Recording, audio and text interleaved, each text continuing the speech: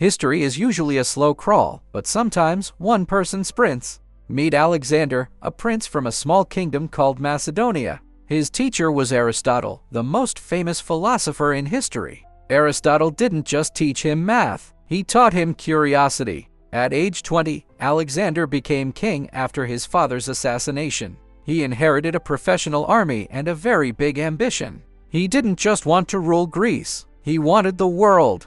To the east lay the Persian Empire, the superpower of the day. Alexander crossed into Asia with nothing but his horse and a dream. He famously untied the Gordian knot by simply cutting it. This cut-through-the-problem attitude defined his entire life. He was about to change the map of the planet forever.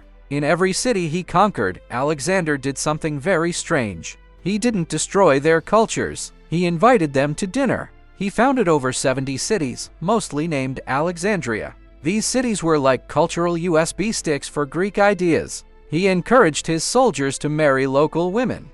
He even began wearing Persian clothes himself. His own generals hated this, thinking it was un-Greek. But Alexander saw a world that was unified, not divided. This was the birth of cosmopolitanism, being a citizen of the world. Greek became the lingua franca, or common language of trade. Suddenly, a scientist in Egypt could read a book from Athens. The world was getting smaller and much more connected.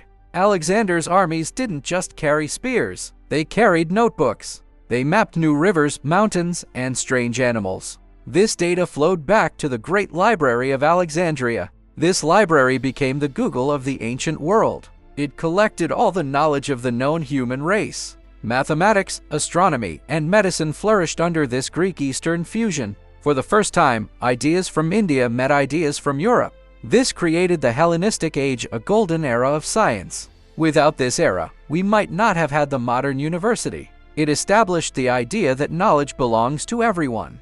Alexander's dream was a world where a person was judged by their mind, not by the tribe or city where they were born. Alexander's conquests also paved the way for modern religions. By spreading the Greek language, he gave the world a common tongue. This allowed new religious ideas to spread faster than ever before. The New Testament of the Bible was written in Greek because of him. Even Buddhism was influenced by this Greek-Eastern mashup. In fact, the first statues of Buddha looked like Greek gods. This was Gandhara art, the ultimate cultural remix.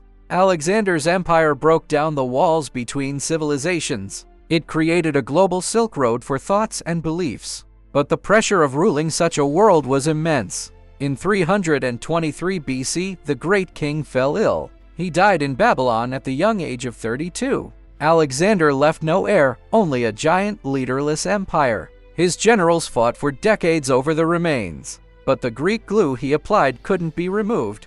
Even when Rome conquered Greece, they adopted Greek culture. The Roman Empire was essentially Alexander Part 2. Our modern world is built on the foundation he laid. He proved that a single vision could unite the entire human race. He was a conqueror, yes, but he was also a bridge builder. He showed us that the other is just a neighbor you haven't met. Alexander didn't just create an empire, he created the idea of us. Alexander the Great, the man who made the world one.